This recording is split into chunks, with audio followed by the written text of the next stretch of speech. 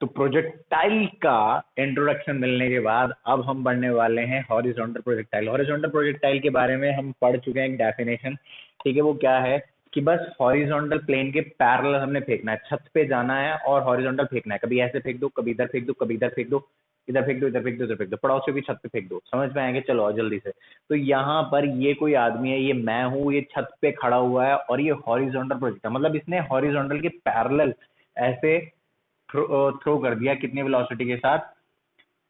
हाँ, you not velocity के साथ, यू नॉट मीटर पर सेकंड के साथ। इसके पास इनिशियल वेलोसिटी है, इसके पास क्या है? Initial velocity. तो मैं यहाँ पे कुछ पैरामीटर्स लिखना चाहता हूँ। ऐसी बकवास तो मैं क्या करूँ, let us consider a particle at a height h from the ground.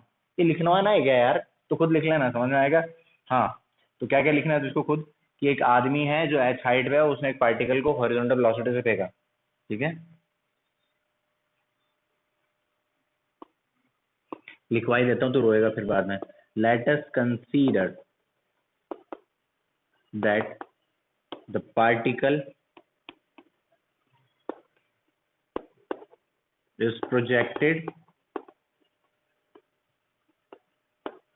with u naught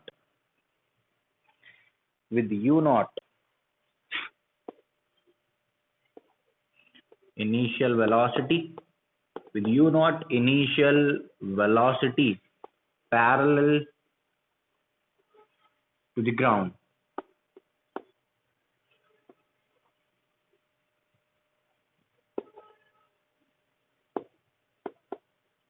From h height above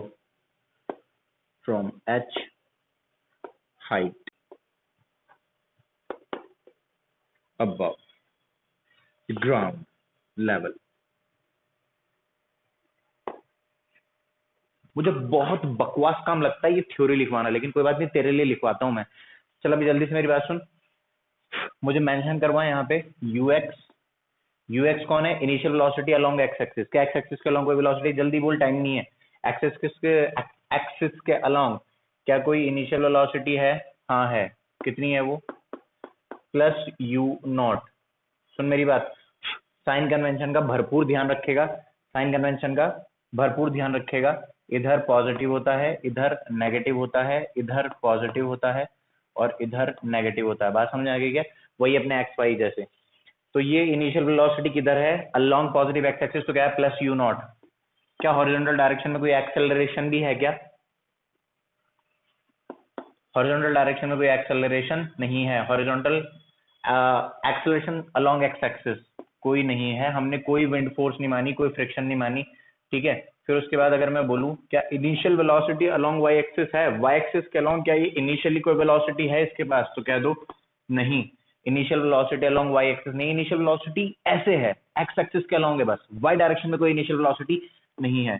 और क्या वाई डायरेक्शन में कोई एक्सेलरेशन है? सोच के बोल, पॉज करके सोच। -g मीटर पर सेकंड स्क्वायर। जब मैं बोलूं पॉज करने को तो फौरन पॉज के कर, इतना टाइम नहीं होता। मैं बोलूं पॉज कर, तू कोई शर्मा के ओके सर पॉज, इतना टाइम नहीं होता। तो जल्दी से मेरी बात सुन कि एक्सेलरेशन अलोंग वाई एक्सिस कितना है? -g मीटर पर सेकंड स्क्वायर। मैंने -g इसलिए लिखा क्योंकि ये नीचे की डायरेक्शन में, और g acceleration due to gravity, जो कि अगर तू एकदम हार्डकोर फिजिसिस्ट बनेगा तो 9.8 बोल देगा, वरना तो तू क्या बोल दे? 10। समझ में आया क्या? तो अब इतनी चीजें अपने पास आ गई, समझ में आया क्या?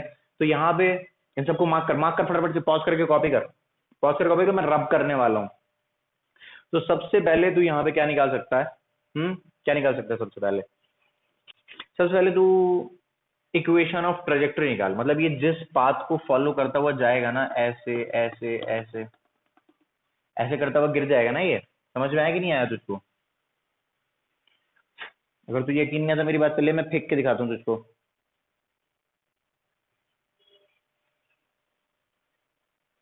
देख, ऐसे मैं फेंक के दिखाता हूँ तुझको, ध्यान से देखना। ये तो बिल्कुल ऐसे ही गया रे, समझ में आएगा तुझको? चलो मेरी बात सुनो। तो ये कैसा प्रोजेक्ट?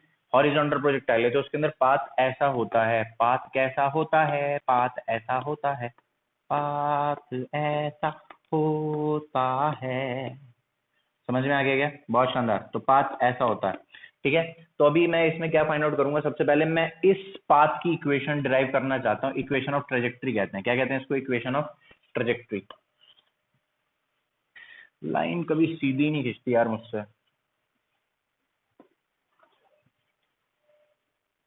इक्वेशन ऑफ ट्रेजेक्ट्री, आ जा, क्या पड़ेगा, equation of trajectory, equation of trajectory.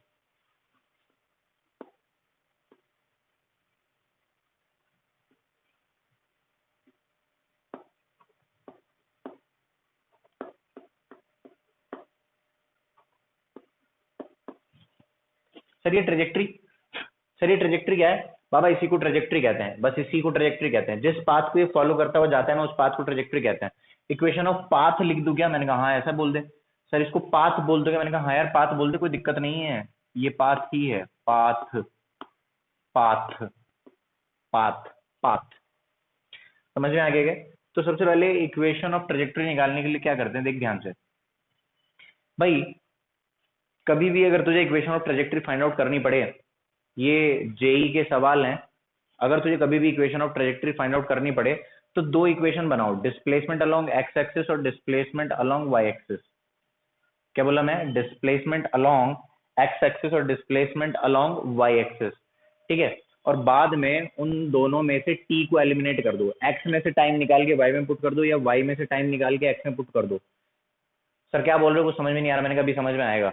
देख यहाँ पे सबसे पहले क्या करेंगे, डिस्प्लेसमेंट अलोंग एक्स एक्सिस वाली इक्वेशन लगा, you x into T plus half of A x into T का square.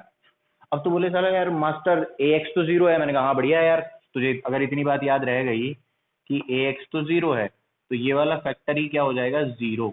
Y, because a x is zero. बात समझ में आई क्या? तो यहाँ पे एक्स क्या आ गया, मतलब डिस्प्लेसमेंट अलोंग एक्स एक्सिस क्या आ गया, मैं इसको एस एक्स लिख रहा हूँ, या तो इसको कैपिटल एक्स भी बोल सकता है, तो कितना आ गया, you x into T.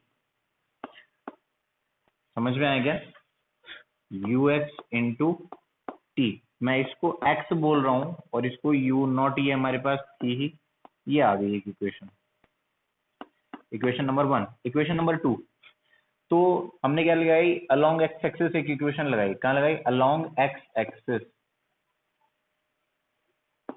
Along x axis हमने कहाँ इक्वेशन लगाई थी,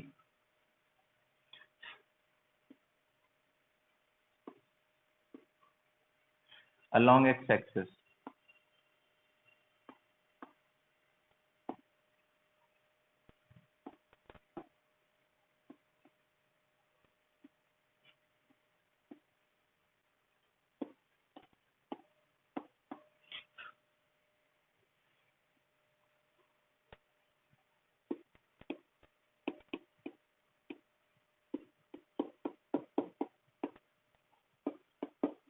तो यार ए वाई तो बस अभी वाई के लॉन्ग इक्वेशन लगा दी, तो ये क्या, मैं इसको वाई लिख रहा हूँ, s y equal to y, u y तो जीरो है, हटा सावन की घटा बत्ती बुझा सो जा, यू वाई जीरो है, क्योंकि यू वाई जीरो है, तो यहाँ पे क्या रह गया बाबा, minus half g T square, minus half g T square.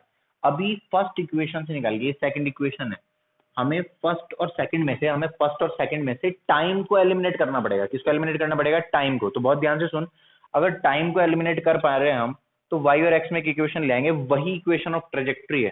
समझ में आया क्या? ध्यान से सुन, ध्यान से सुन, एलिमिनेटिंग टाइम, यहां से टाइम अगर निकालेंगे तो क्या आ जाएगा रे, from first t is equals to capital X by u naught, capital X by u naught। तो यहाँ पे small t is equals to capital X by u naught, put into, put into, ये रही हमारी second equation. तो जैसे हम यहाँ पे पुट करेंगे तो y is equals to क्या आ जाएगा, minus half g x square by u naught square. समझ में आया क्या? तो ये y directly proportional to x square आता हुआ नजर आ रहा है तुझको? अगर तू जरा सा भी जरा सी भी तेरी नजर काम करती है तो तुझे इतना समझ में आ रहा होगा कि y directly proportional to x square है, y directly proportional to x square.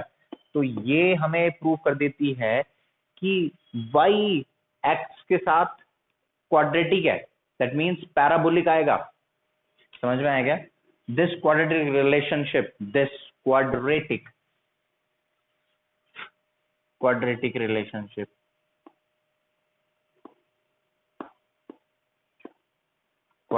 relationship between y and x, समझ में आया क्या?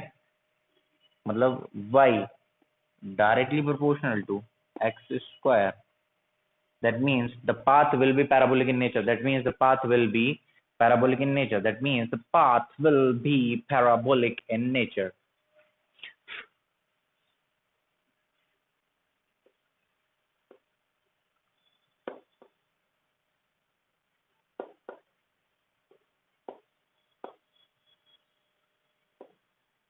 That means the path will be parabolic in nature। समझ में आया क्या? जल्दी से पॉज करके कॉपी करो, टाइम नहीं है मेरे पास। भैया चल जल्दी से पॉज करके कॉपी कर, पॉज कर ले, कॉपी कर ले, पॉज कॉपी।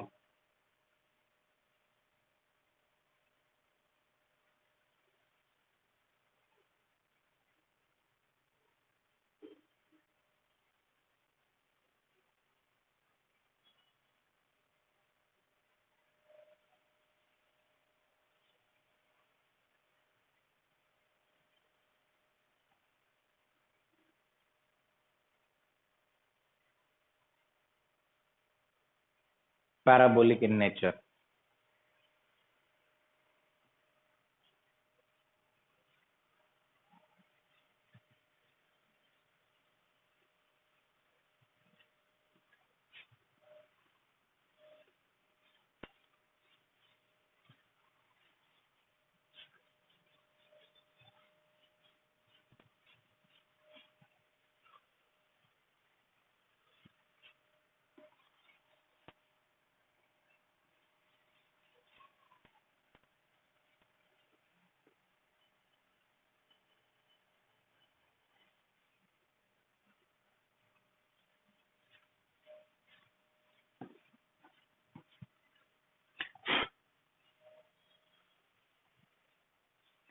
देखो भाई, तो हम इक्वेशन ऑफ ट्रेजेक्ट्री पर बात कर चुके हैं। इसकी जो इक्वेशन आई थी वो क्या आई थी? y is equal to -12 g x square divided by u naught square. तो ये क्या आ गई? Parabolic in nature. ठीक है, तो ये पैराबोलिक पाथ है। हमारे पास जो बातें हमें पता थी वो क्या है, मैं इसके पास लिख देता हूं यहाँ पर। ux प्लस u नॉट है, ठीक है। uy initial velocity along y axis 0 है। एक्सेलरेशन अलोंग x एक्सिस कितना है? 0। एक्सेलरेशन अलोंग y एक्सिस कितना है? -g। ये वाली बात अभी अभी हमने देखी है। अब एक बच्चा कहने लगा कि सर, मैंने कहा हाँ भाई बोल यार। सर मुझे ना टाइम ऑफ फ्लाइट बता दो कि कितना टाइम लगेगा इसको नीचे गिरने में। तो इसमें अब हम जो कैलकुलेट करने जा रहे हैं, एक पैरामीटर है जिसको हम क्या कहते हैं? Time of flight. सवाल आ जाता है और तुझे याद रहेगा, ये तो अच्छी बात है। Time of flight. तो टाइम ऑफ फ्लाइट के बारे में अगर मैं तेरे से बात करूं, टाइम ऑफ फ्लाइट वो है the time duration for which the particle remains in air. वो टाइम ड्यूरेशन, जितनी देर तक पार्टिकल हवा में रहा, उससे हम मतलब यहां से जब शुरू हुआ और यहां तक गिरने तक उसको जितना टाइम लगा, वो टाइम ऑफ फ्लाइट है। बात समझ में आ गई क्या? वो क्या है? Time of flight. और इसको मैं कैपिटल टी से रिप्रेजेंट करता हूँ। किससे रिप्रेजेंट करता हूँ? कैपिटल टी से। मेरी बात समझना बहुत ध्यान से। इसको मैं किससे रिप्रेजेंट करता हूँ? कैपिटल टी से। तो बहुत ध्यान से सुन मेरी बातें। तो कैपिटल टी यार, मेरे पास एक इक्वेशन है एस वाई। अच्छा सुन, मुझे दो इक्वेशन पता है, अलोंग एक्स एक्सिस और अलोंग वाई एक्सिस। तो मुझे एक बात बता, time of flight x axis के अलोंग इक्वेशन लगनी चाहिए या वाई एक्सिस के अलोंग इक्वेशन लगनी चाहिए? सोच, पॉज करके सोच।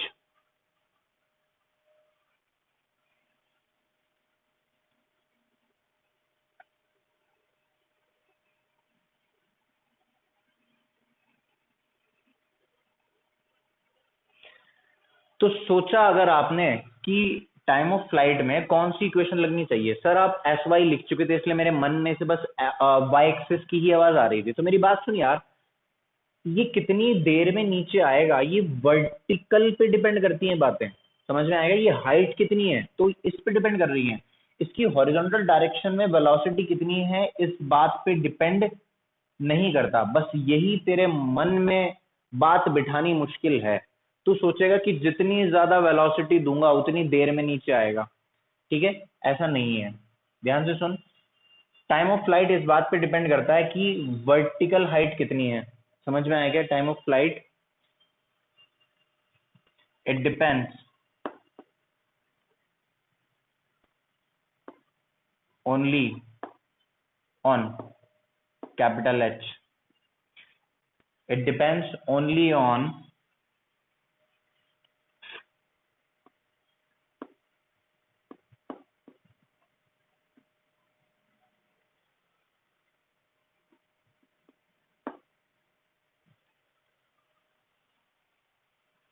it depends only on height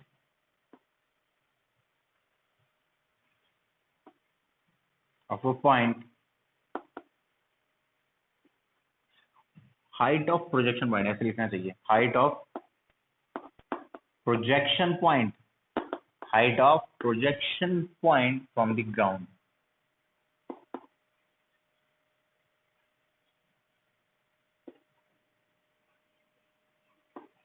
समझ में आया? ऐसा ऑब्जर्व किया गया कि यार ऐसा लगता है हमें कि जितनी ज्यादा वेलोसिटी होगी उतनी देर में नीचे आएगा, ऐसा है नहीं। तो मैं वर्टिकल डायरेक्शन पे भी बात करूंगा बस। तो अलोंग वाई एक्सिस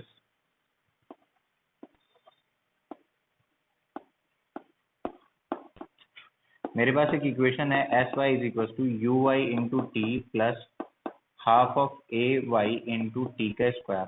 तो मेरी एक बात सुन, ये क्या है? किसी टाइम टी पे वाई में डिस्प्लेसमेंट कितना होगा? किसी टाइम टी पे वाई में डिस्प्लेसमेंट कितना होगा? ये बात तेरे दिमाग में समझ आ जाए कि जब टाइम पूरा कैपिटल टी के इक्वल होगा, जब टाइम पूरा कैपिटल टी के इक्वल होगा, जब टाइम पूरा कैपिटल टी के इक्वल होगा, तो एस वाई माइनस एच हो चुका होगा।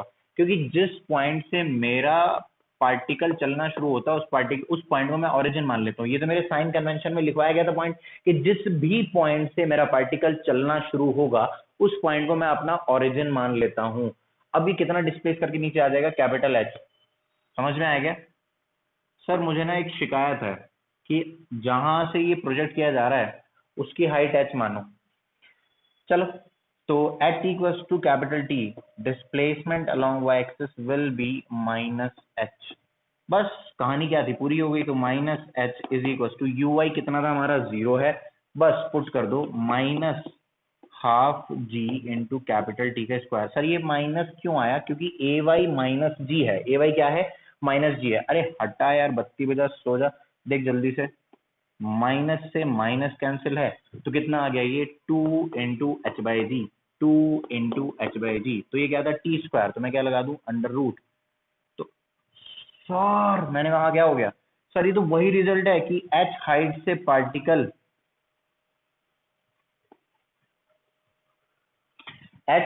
पार्टिकल रिलीज किया जाए तो भी तो इतना टाइम लगता था, अंडर रूट 2 h/g। ये 1D का रिजल्ट है। तो मैं वही बात आपको यहाँ पे भी समझाना चाहता हूँ कि time of flight u x पे डिपेंड नहीं करता। Time of flight does not depends on u x. Time of flight does not depends on u x. क्या आपको मेरी बात समझ में आई?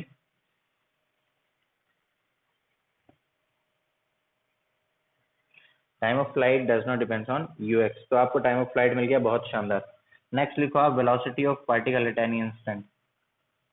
नेक्स्ट लिखो आप, पॉज करके इसको जल्दी से कॉपी करो, मुझे रब करना है।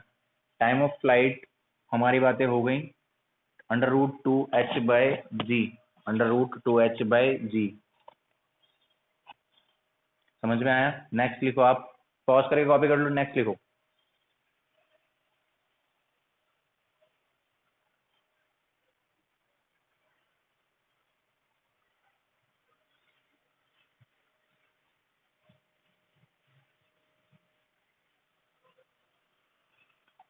velocity of particle at time t, velocity of particle at time t.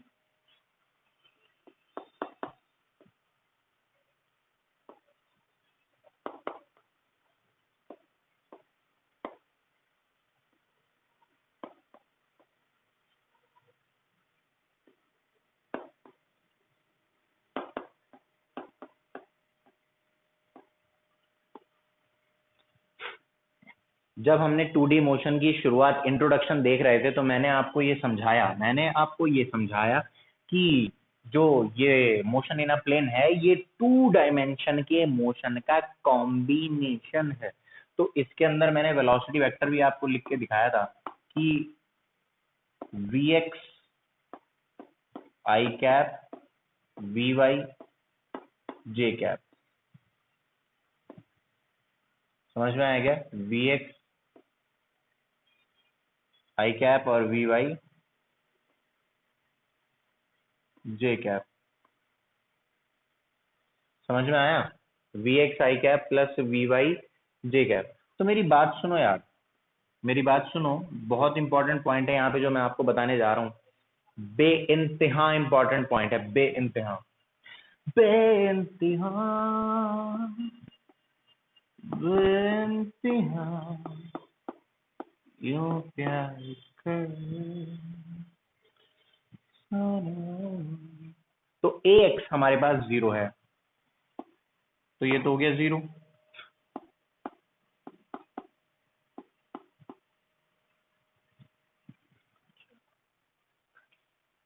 तो यार ax तो हमारा 0 है, और अगर ax 0 हो गया तो किसी भी टाइम t पे अगर आप वेलोसिटी अलोंग x एक्सिस देखो तो वो ux की इक्वल रहेगी। Oh my God! तो मुझे कहना चाहिए हॉरिजॉन्टल कंपोनेंट ऑफ वेलोसिटी। भाई किसी भी पॉइंट पे अगर आप देखोगे, मतलब यहाँ पर 2 कंपोनेंट ऑफ वेलोसिटी होंगे, थोड़ी एक नीचे होगी वेलोसिटी का कंपोनेंट और एक हॉरिजॉन्टल डायरेक्शन में होगी। भाई इस जब जैसे जैसे नीचे गिरेगा तो इसकी कुछ किसी टाइम t पे यहाँ पे इसकी वेलोसिटी हमने मान ली vx है x एक्सिस के लॉन्ग, और यहाँ पे कितनी है vy। भाई कुछ वेलोसिटी का कंपोनेंट नीचे भी तो आ गया होगा ना। 2 डायरेक्शन में हम मोशन कंसीडर कर रहे हैं, x एक्सिस के लॉन्ग और y एक्सिस के लॉन्ग। तो x एक्सिस के लॉन्ग तो हमारे पास जो है वेलोसिटी चेंज ही नहीं हो रही, horizontal component of velocity remains same.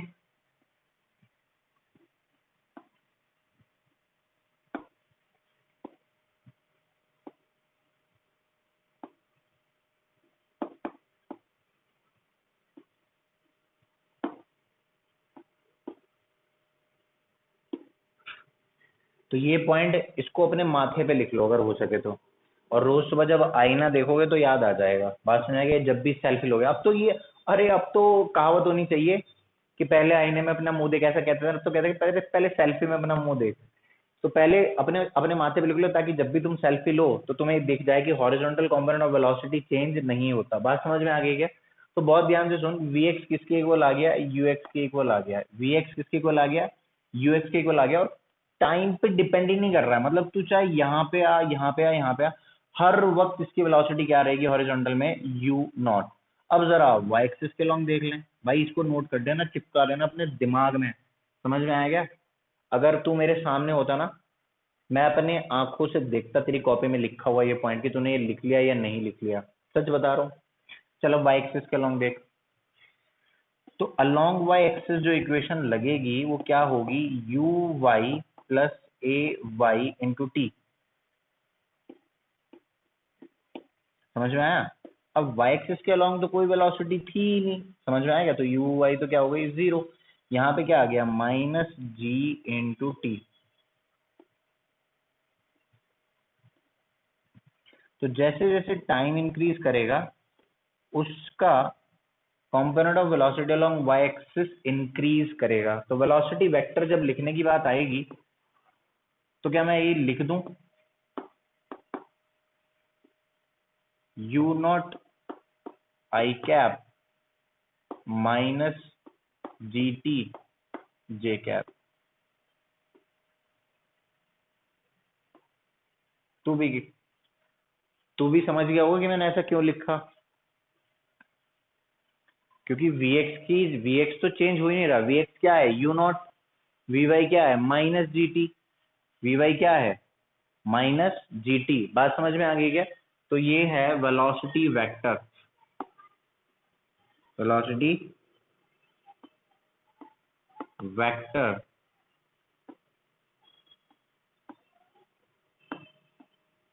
Of particle at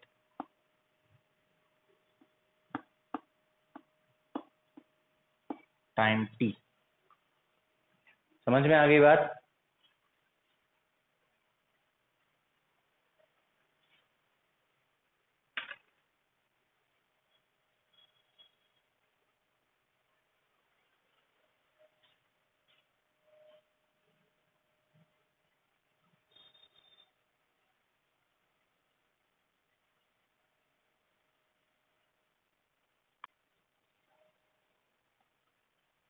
low injection लगवाओ, इधर आओ। तो velocity vector of particle at time t, यार देख, अगर वेलोसिटी वेक्टर की बात हो रही है तो यार स्पीड की भी तो हो सकती है, हाँ कि ना यार? कि अगर वेलोसिटी वेक्टर हमारे पास है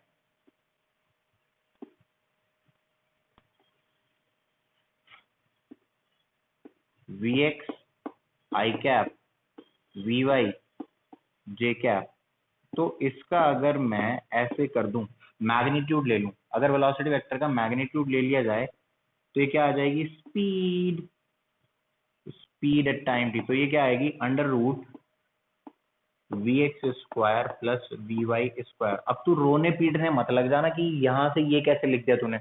मैं जिस दिन तुझे वेक्टर पढ़ाया था मैंने तुझे बताया था कि जब भी वेलोसिटी वेक्टर का मैग्नीट्यूड लिखते हैं या कोई भी ऐसी कंपोनेंट फॉर्म हो, ठीक है, कार्टेशियन फॉर्म, उससे मैग्नीट्यूड निकालना हो तो आई के कोएफिशिएंट का स्क्वायर, जे के कोएफिशिएंट का स्क्वायर, और अगर के होता तो के कोएफिशिएंट का स्क्वायर भी लिख देते। बात समझ में आ गई क्या? तो इसका मैग्नीट्यूड, किसी भी वेक्टर का मैग्नीट्यूड ऐसे लिखा जाता है बाबा, ठीक है, जो आई के साथ लिखा हो उसका स्क्वायर प्लस जो जे के साथ लिखा हो उसका स्क्वायर, और अगर के भी होता तो उसका भी, उसके कोएफिशिएंट का स्क्वायर करके ऐड करके अंडर रूट कर दो तो ये मैग्नीट्यूड आ जाता है। तो ये क्या आ गई, स्पीड एट टाइम टी। क्या आ गई ये, स्पीड एट टाइम टी। तो यहां से क्या एक्सप्रेशन आ जाएगा, पुट करो vx को, इसको, इसका मैग्नीट्यूड निकालोगे, speed under root U naught square plus G T square.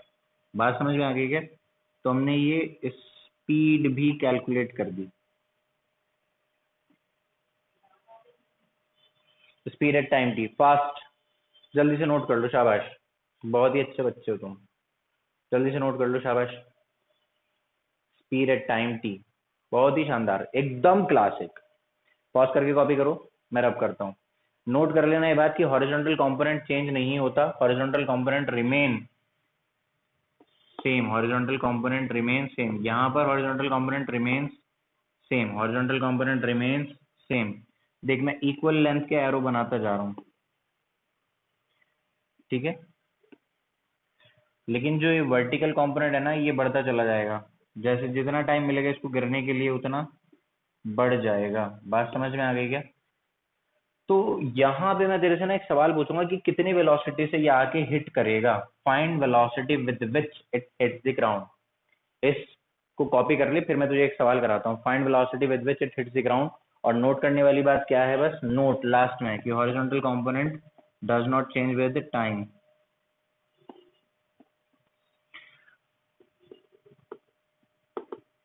Horizontal component of velocity,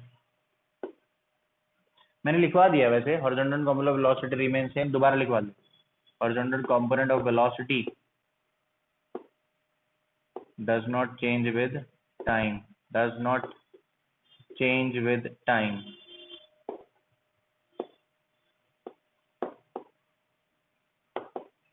and so, एक और बात बोल दूं, अगर तू मेरी बात का बुरा ना माने तो, हो सकता है तू बुरा मान जाए।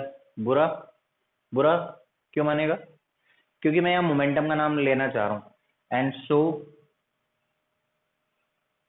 And hence momentum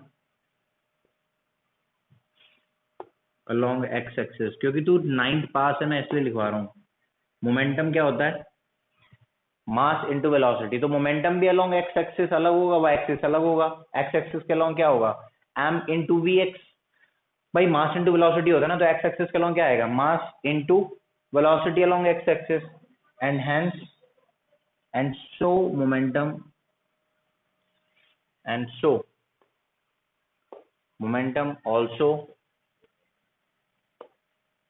momentum along x axis baba, momentum along x axis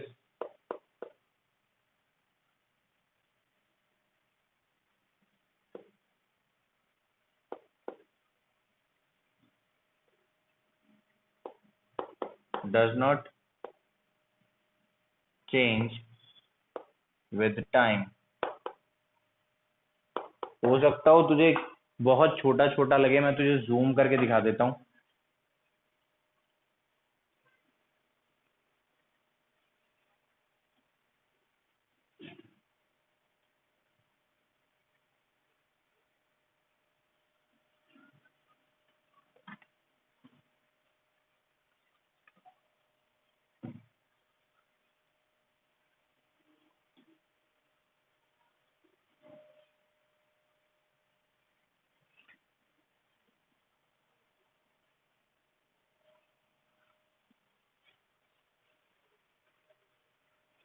Horizontal component of velocity does not change with time, and so also momentum along x-axis does not change with time। बात समझ आ गई क्या, ना तो ये change करेगा horizontal component of velocity, और ना उस पर डिपेंड करने वाला मोमेंटम चेंज करेगा। क्या तुम्हें मेरी बात समझ में आई? Okay okay okay okay, copy करो, पॉज करके कॉपी कर लो बड़े बच्चे।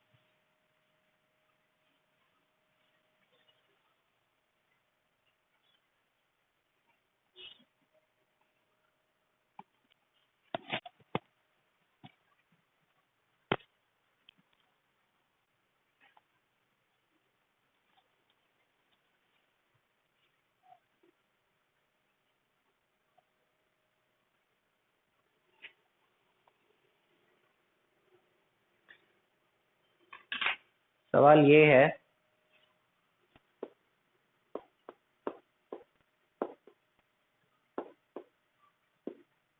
फाइंड वेलोसिटी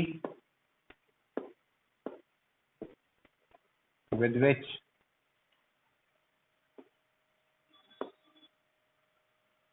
the particle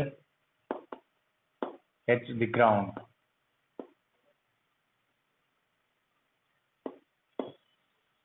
ध्यान से सुनो बाबा यार, जब ये आके यहाँ पे टकराएगा तो मुझे अगर ये पता लग जाए और मुझे ये पता लग जाए तो मैं इन दोनों की हेल्प से क्या रिजल्टेंट वेलोसिटी नहीं निकाल लूंगा? बोलो, ये इसी को मैं हिटिंग वेलोसिटी कहूंगा, वी नेट। समझ में नहीं आया?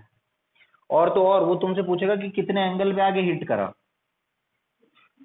और तो और वो तुमसे क्या पूछेगा कि कितने एंगल पे आगे हिट करा, हिटिंग एंगल भी पूछेगा। ठीक है, तो तुम उसको ये भी बताना फिर, दोनों बातें। तो ध्यान से सुन मेरी बात यार, तुझको पता है कि हॉरिजॉन्टल कंपोनेंट ऑफ वेलोसिटी तो कभी चेंज होता ही नहीं, तो ये भी किसके इक्वल है, you not horizontal component of velocity remains same. Horizontal component of velocity remains same. That's why horizontal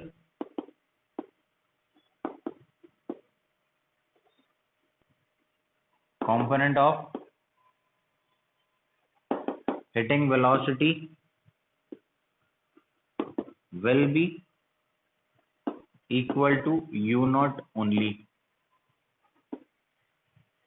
तो ये जो Vx है किसके इक्वल आ गया, u नॉट के ही इक्वल आ गया। लेकिन जिस वक्त आकर हिट करेगा, जिस वक्त आकर हिट करेगा उस वक्त Vy कैसे निकालें, ये तो समझ में आ गया कि जितने वेलोसिटी से आगे हिट करेगा उसका हॉरिजॉन्टल कंपोनेंट यू नॉट के ही इक्वल है। समझ में आया? तो अभी मुझे Vy कैलकुलेट करना है,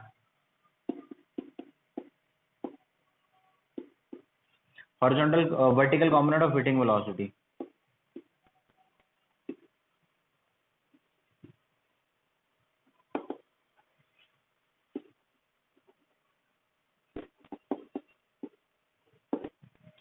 vertical component of hitting velocity, ध्यान से देखो,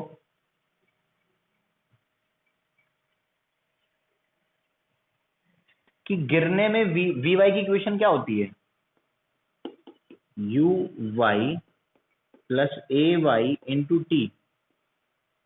सर मैं इसको उस वाली इक्वेशन से भी निकाल सकता हूँ, Vy square equal to Uy square plus 2Ay Sy, क्यों नहीं, Sy कितना पुट कर देता है बस माइनस h, यहां से भी निकाल सकते हैं वहां से भी निकाल सकते हैं। ठीक है, तो गिरने में इसको जो टाइम मिलेगा वो कितना मिलेगा, capital T, time of flight which is equal to under root 2h/g। तो रिजल्ट सेम आएगा, चाहे वो वाली इक्वेशन यूज करो और चाहे ये वाली इक्वेशन यूज करो। तो यहां पर Vy कितना आएगा, ध्यान से देखो, Uy तो जीरो थी, Uy क्या थी, जीरो, Ay कितना है माइनस जी, और मुझे यहाँ पे कैपिटल टी यूज करना चाहिए, तो minus G into under root 2h/g। चाहे यहां पे मैं लिख दूं भाई ये at t is equal to capital T, बोले तो टाइम ऑफ फ्लाइट, बोले तो टाइम ऑफ फ्लाइट। तो इसको सॉल्व करेंगे तो क्या आएगा, बहुत ध्यान से देख, माइनस जी अंडर रूट 2h/g को इसको सॉल्व करेंगे तो क्या आएगा, ध्यान से देखो, Vy is equal to minus under root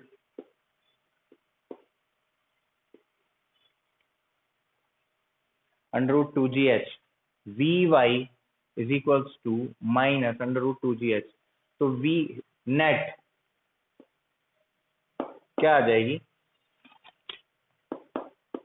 u naught, भाई हिटिंग वेलोसिटी का वेक्टर लिखे जा रहे हैं, Vx आई कैप, ऐसे करके लिख दो चाहे तो, Vx I cap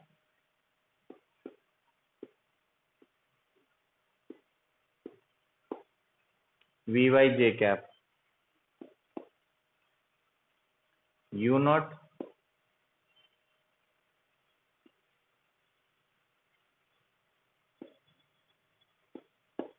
I cap minus under root 2gh। Sir ये माइनस क्यों आया, क्योंकि इस वाली डायरेक्शन को तो मैं पॉजिटिव लेके चलता हूँ, इस वाली डायरेक्शन को मैं क्या लेके चलता हूँ, पॉजिटिव, और इस वाली डायरेक्शन को नेगेटिव। तो जो Vy है वो नेगेटिव y एक्सिस के अलॉन्ग है, इसलिए इसको माइनस के साथ लिखा जा रहा है, इसको प्लस के साथ लिखा जा रहा है।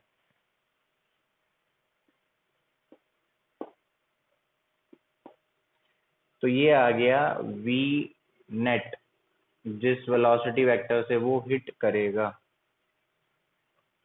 समझ में आया क्या?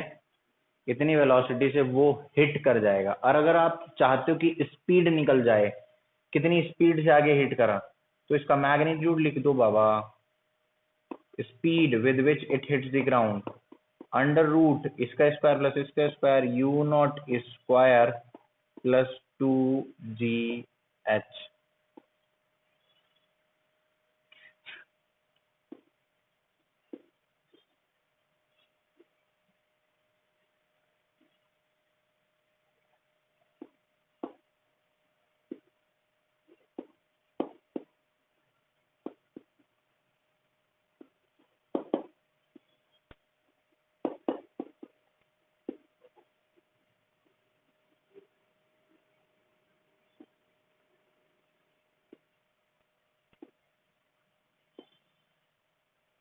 समझ में आया क्या? Speed with which it hits the ground. अच्छा, इसको पॉज करके कॉपी करो तो मैं तुम्हें हिटिंग एंगल बताता हूँ।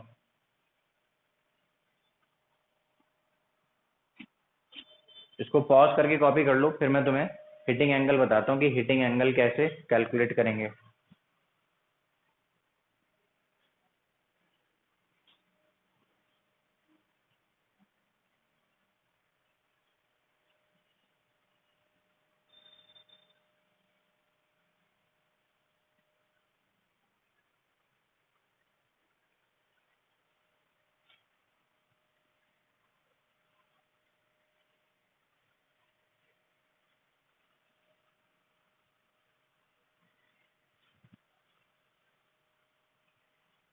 मतलब जितनी भी बातें मैं आपको पढ़ा रहा हूँ, इससे बाहर की कभी बात हो नहीं सकती। मैं एवरी पॉसिबल क्वेश्चन जो भी पूछा जा सकता है वो बता रहा हूँ। हिटिंग एंगल, हिटिंग एंगल के लिए हम क्या करते हैं, बहुत ध्यान से देखो। क्या हमारे पास ऐसा है कि ये कौन है, Vx,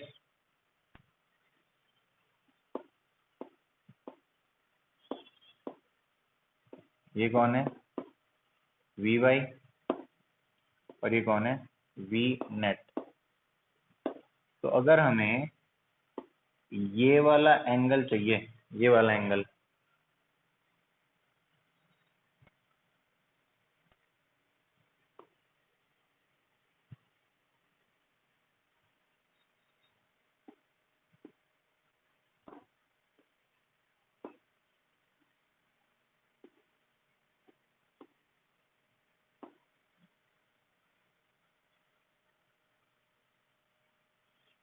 तो मैं यहाँ पे tan थीटा यूज करूंगा।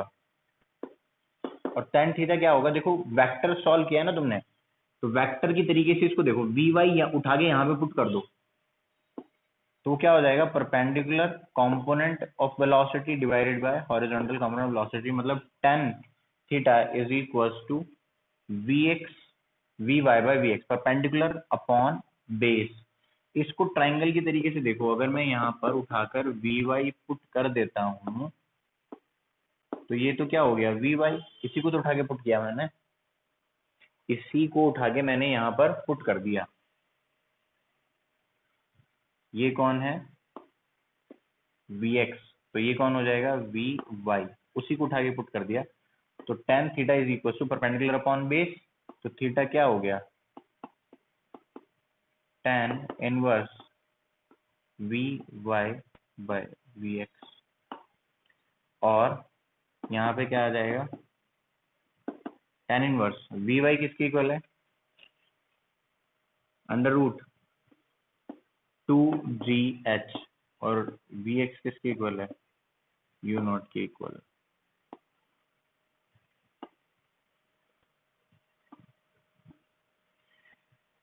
तो भैया हिटिंग एंगल भी आ गया आपके पास, समझ में आई क्या बात?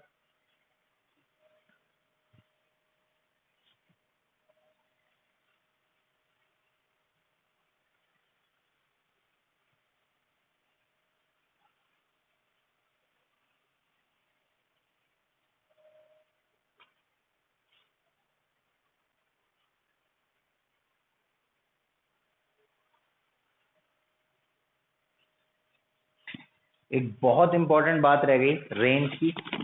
ठीक है। रेंज की बात और न्यूमेरिकल मैं इसकी नेक्स्ट वीडियो में कवर करता हूं, और उसके बाद हमारा एक टॉपिक रह जाएगा हॉरिजॉन्टल ऑब्लिक प्रोजेक्टाइल और you can say angular projectile. बात समझ में आ गई क्या? जल्दी से इसको कॉपी करो।